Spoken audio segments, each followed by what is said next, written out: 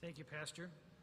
Today we honor the tradition dating back to 1869 under then Indiana Governor Conrad Baker that dictates, and I quote, that we gather a true and lifelike likeness of each of the governors of the state and territory of Indiana, unquote. $200 was appropriated by the legislature for this task. Needless to say, as costs have increased dramatically over the years, recent governors' portraits, including today's portrait, have been supported with private funds to cover the cost of the portrait and to maintain the collection. Last year, the Governor's Portrait Committee, in partnership with our wonderful Indiana State Museum, set forth a process to select an artist with strong Indiana roots. Then Governor Pence and First Lady Karen Pence, an accomplished artist herself, made the final selection of Mark Dillman as the artist. Mark is from Indianapolis and attended the Herron School of Art. He was previously selected to paint the official portrait of both Governor Joe Kernan and Chief Justice Randy Shepard. His lifelike oil portraits can also be found in numerous university collections. Mr. Dillman, thank you for your work. Would you please stand and be recognized?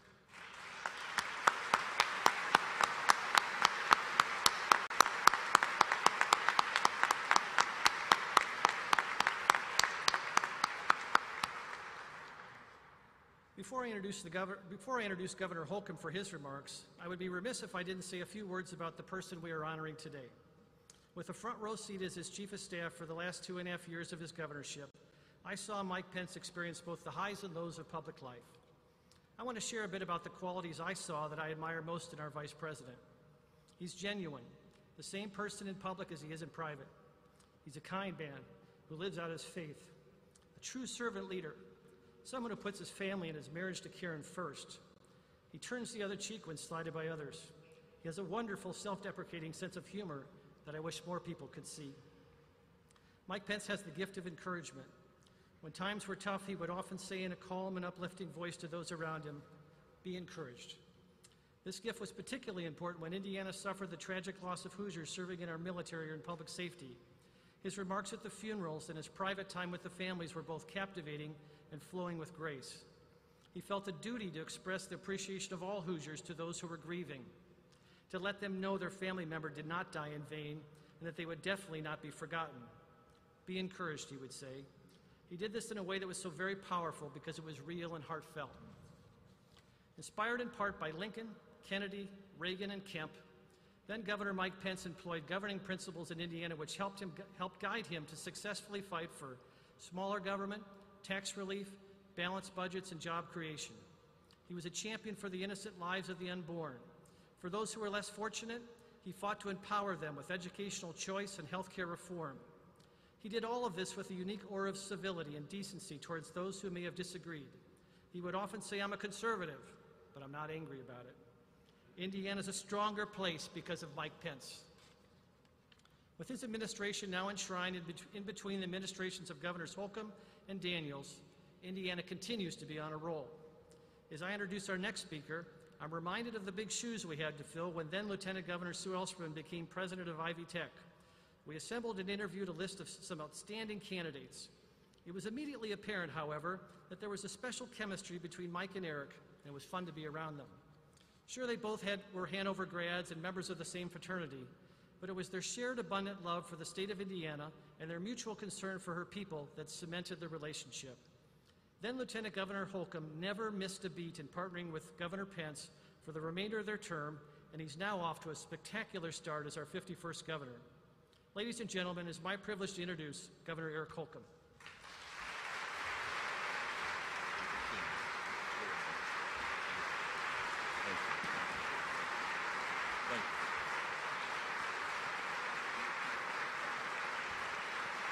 Thank you. I know what you're here to see.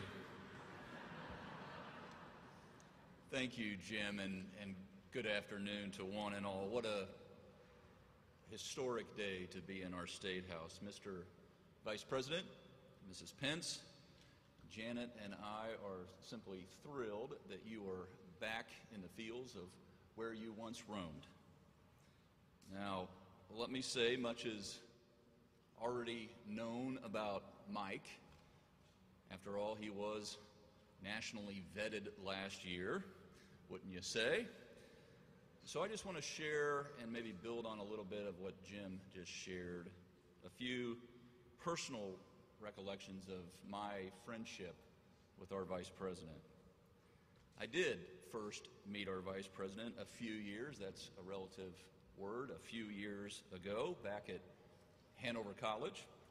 In fact, we were members of the same small fraternity. He, of course, it's obvious to you, graduated a few years before I did.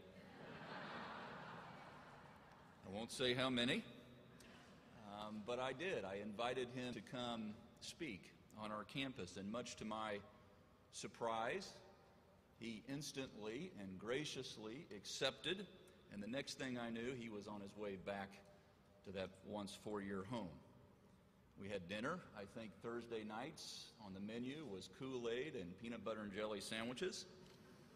And he spoke to a group of us about servant leadership and all the responsibilities that came with it. And that is a conversation that I have never forgotten one word of. Our paths would cross again and again and again over the last 2 decades, both professionally and socially. And then 2016 happened. Hoosiers, as has already been alluded to, had that front row seat to watching history unfold right before us. And I think it is safe to say that Mike and Karen Pence and the entire family made Indiana proud.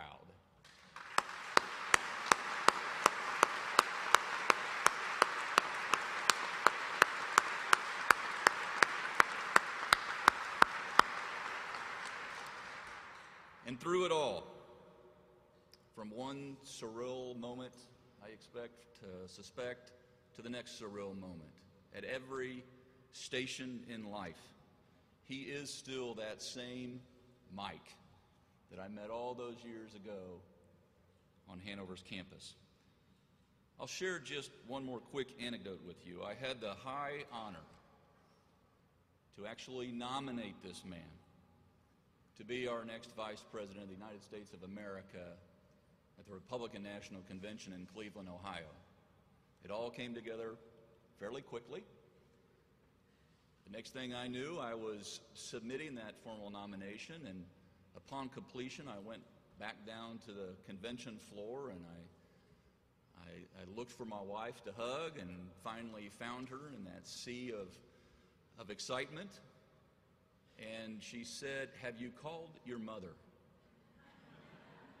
And I said, "No, it was happening so fast, I didn't have time to call anyone." She said, No, I called all the family.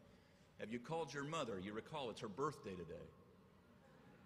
And so I got my phone out and I called my mother from the convention floor with all the noise that was going on around us, and had a wonderful conversation and wished her a happy birthday. And I received another text, and it was, I'll call it a summons to appear, that the Vice President-to-be wanted to have a chat. And so Jan and I quickly, swiftly escorted to meet with then Governor Pence. And I expressed just how grateful I was, what a special moment and opportunity that was that I would surely never have again in my life, and what it meant. And on top of it all, I shared that it happened on my mother's birthday, and I got to just speak to her. And the first words out of his mouth was, "Hit call back and hand me the phone." So I did, and he wished my mother, Marcia, a happy birthday on what had to have been, if ever, a day that was supposed to be about him. He was taking time to think of someone else. And that is exactly the kind of governor he was, and exactly the kind of vice president that he is. Always willing to make time for others to feel good. His term here in Indiana saw our state grab that pole position in our race against every other state. And when he left for Washington, a record number of Hoosiers were working. It was his success here with our team, legislative leaders on both sides of the aisle, his success here at our state capitol, that led him back to our nation's capital. And I'm so proud to see so many other Hoosier leaders that he's attracted to join him. It almost looks like a reunion of sorts. In fact, everywhere I go now, I keep hearing the same thing. That last guy that had your job, he became vice president. A not so subtle reminder that I have big shoes to fill. I know Hoosiers say this, not to encourage any future ambitions for me, but as a proper reflection of their high expectations for their governor that we share, expectations that were made even higher by him. And with these high expectations, we gather here today to hold and to hang high something else. So I'll now ask America's Second Lady Karen Pence, America's second mom Nancy and Audrey, of course, our Vice President of the United States of America, Mike Pence, to unveil his portrait.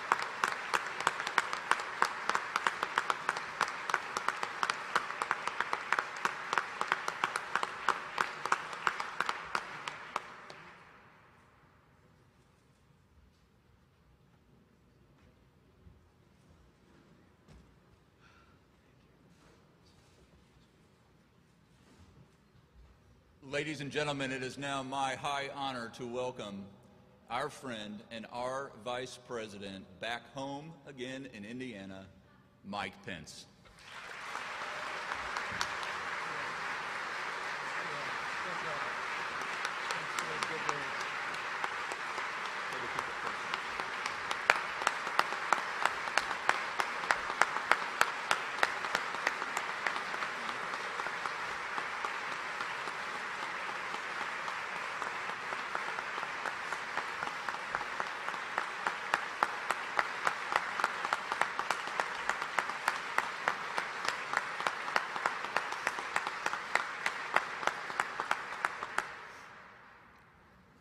Governor Holcomb, thank you for those overly generous words. You have known me too long to believe them.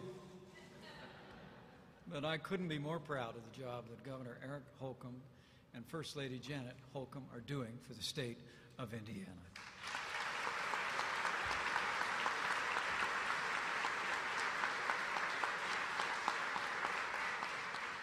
And to my friend Jim Adderholt, my Chief of Staff here at the Statehouse, thank you for your efforts in putting together this incredible reunion.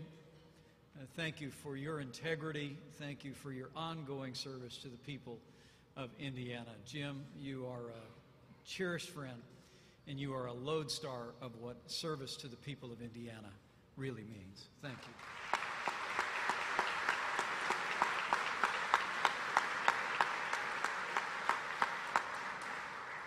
On behalf of my family, my extended family, my mom, and all the members of the Pence team who have come near and far to be with us today, it is great to be back home again.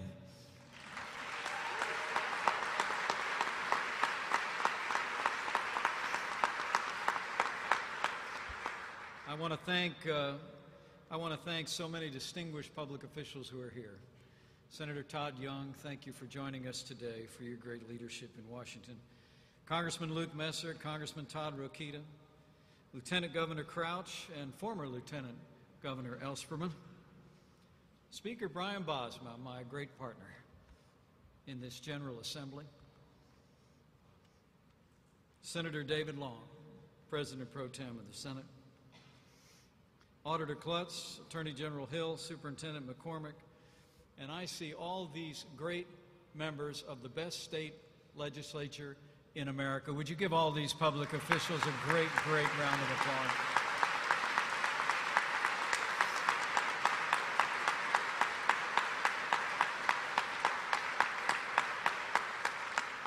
And I'm so touched to be here by so many long-term members of our team, most of which we have taken to Washington with us.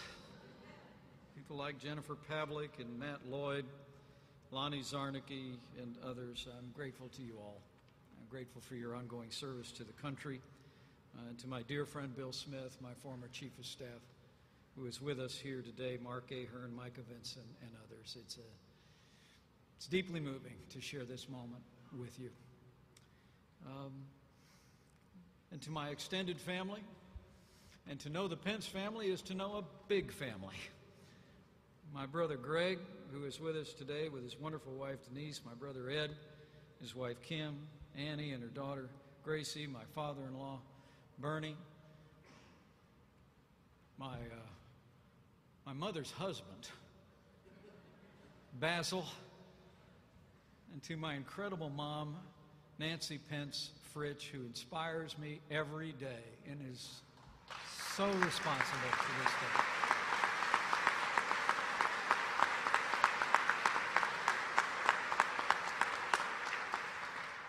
And of course, I'll mention her more in just a moment.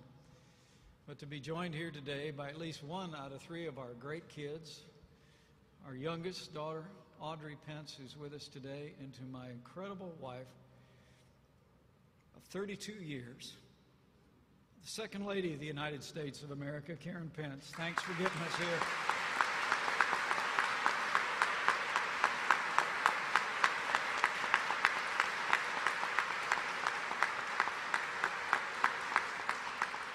I stand before you today deeply humbled to be able to continue to serve this state as the 48th Vice President of the United States. And I owe it all. I owe it all to the confidence of the 45th President of the United States, President Donald Trump, and he wanted me to tell the great people of Indiana that he said hello and wanted to thank you for this great honor for his running mate.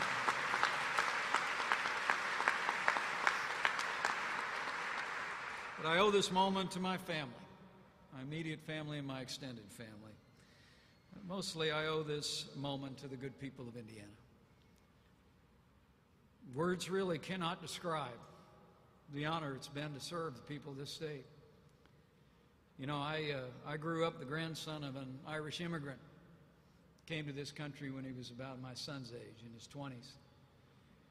He raised that precocious redhead at the end of the stage. And she and my late father lived the American dream.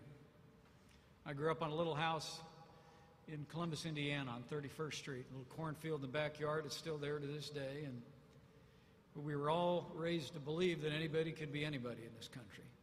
That if you work hard, pray harder, you look after your family, you grab your dreams, sky's the limit. But it's to my family, to their legacy, and it's to the people of Indiana that I came today to say thank you.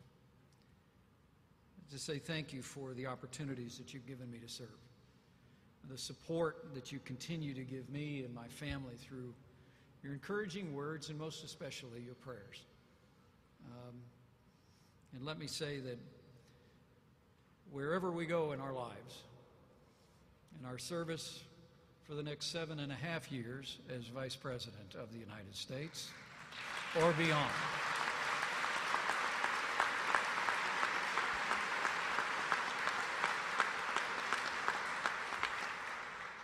I want the people of Indiana to know that you're always on our hearts and the depth of our gratitude is inexpressible for the privileges and opportunities you've given us to serve.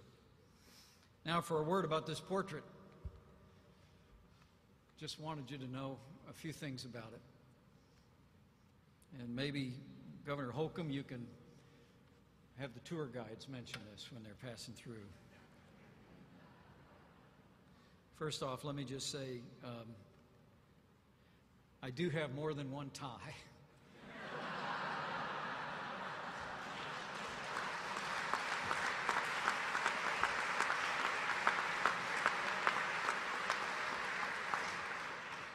But I'll explain in just a few moments why I wore it again today.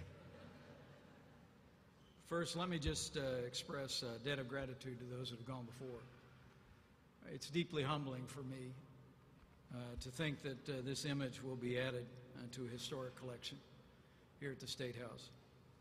I've had the privilege to know many of my predecessors, and I consider them all my betters. Republican or Democrat notwithstanding. Today I want to honor Governor Whitcomb, Governor Bowen, Governor Orr, Governor Bai, Governor Bannon, Governor Kernan, and Governor Daniels. It is my great honor to join them in this pantheon of public service in the state of Indiana. We honor their service today.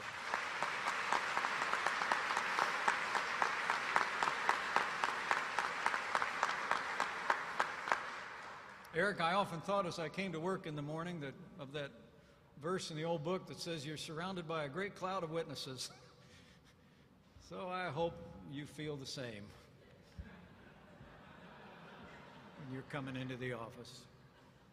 Secondly, I want to thank this extraordinary artist, Mark Dillman, and to no less extent his wife Lynn, who is his full partner in this effort. We interviewed a fair number of great artists. And then I talked to a guy who was a South Sider on the south side of Indianapolis, and we just immediately bonded. Mark told me he'd been following my career long before it was successful.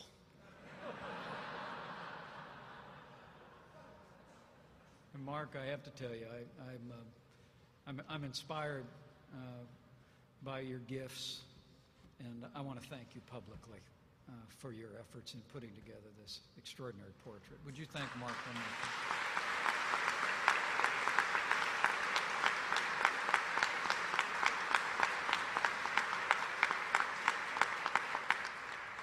Mark told me he wanted it to be his best one ever. And given what you had to work with, I think it is. The portrait is really just about paying tribute to all those that are not the subject of the portrait. First, the flags. Flags are my tribute to the great Americans and the great Hoosiers I've had the privilege to serve.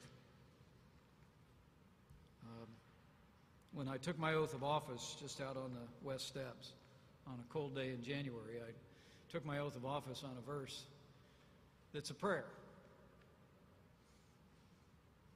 And that prayer has given me a discerning heart to distinguish between right and wrong, for who is able to govern this great people of yours.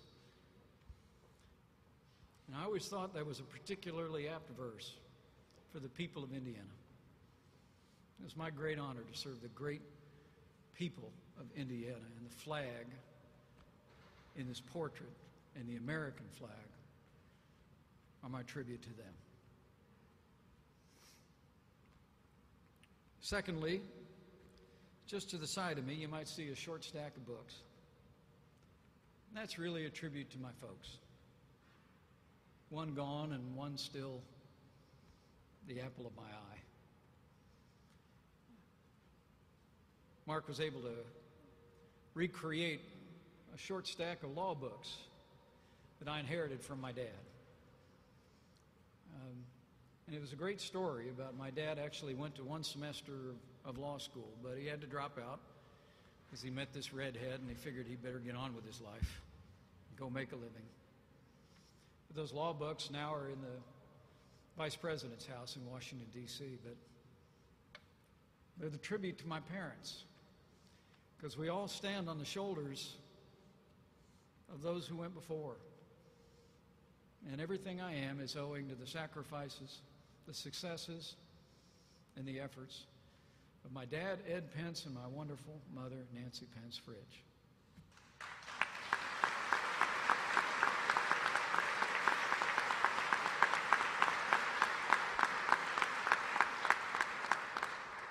And the kids, you can see them in the picture. It was behind my credenza when I was governor, when I was a congressman, and now it's in the West Wing of the White House. And it's one of those pictures your kids just don't like anymore because they're all so little and cute. But I'll tell you, I just got one of them here, our wonderful daughter Audrey. But from that very first campaign, when they were 5, 6, and 7, we headed out to county fairs and started shaking hands to this very day. These three, and now our new wonderful daughter-in-law, have held up my arms and kept their dad grounded and humble every step of the way. So Audrey, Charlotte, Michael, thank you. I love you.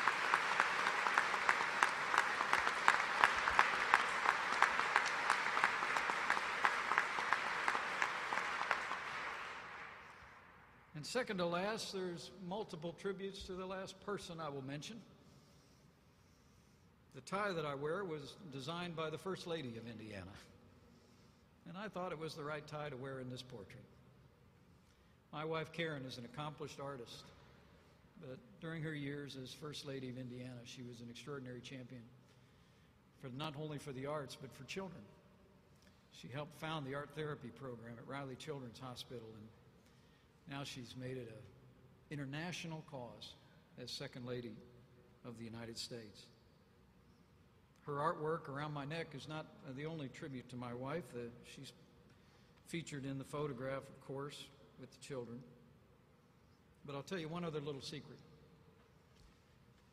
When Mark and Lynn came to Washington to take some pictures for this portrait, Mark had me leaning against something and arms folded, and I was completely uncomfortable. And Karen came down. I think she must have sensed that things weren't going well. So she came downstairs and said, "How's it going?" And she stood behind Lynn as she was taking a picture. And she snapped a picture of me looking at my wife. It was just one. And when all the pictures came back, the consensus choice of everyone was the smile on Mike's face when he was looking at Karen. Thank you for putting that smile on my face. Thank you for bringing us here. Thank you for being the love of my life.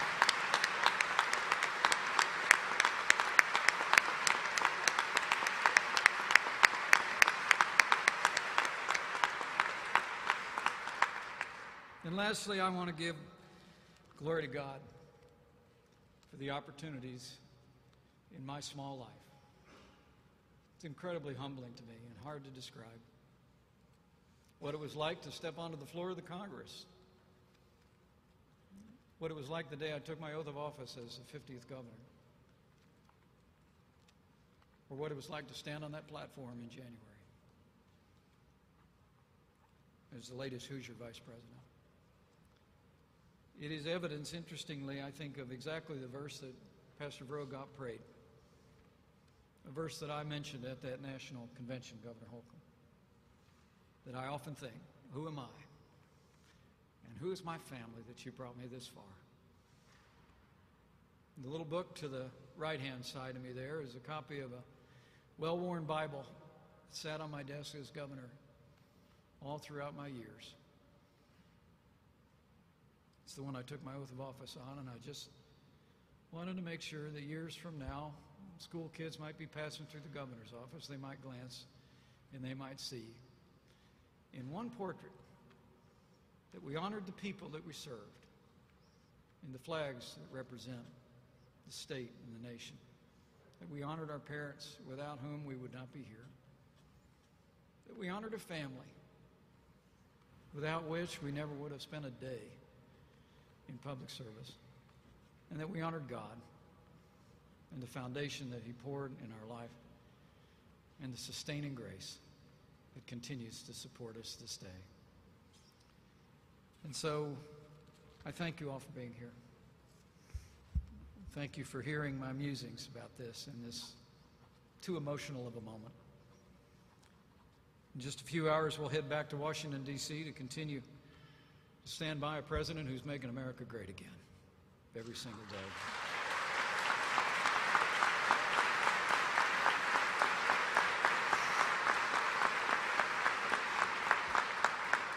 But as I leave, it just blesses our hearts to think that this portrait will be hanging where our hearts will always be, where the moon shines bright upon the Wabash. And until we come back home again, I pray that God will continue to bless the great state of Indiana and all who go by the name Hoosier. And God bless you all for being here. And God bless the United States of America.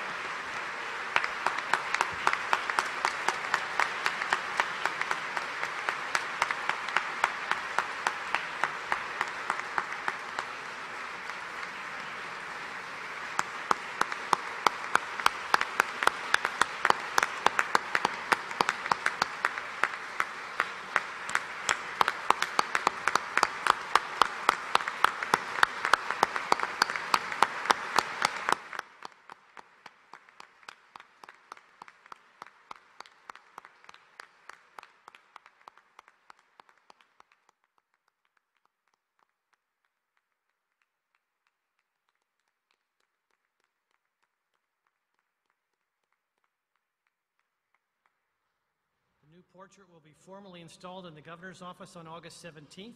Thank you for being here today. That concludes our program. God bless.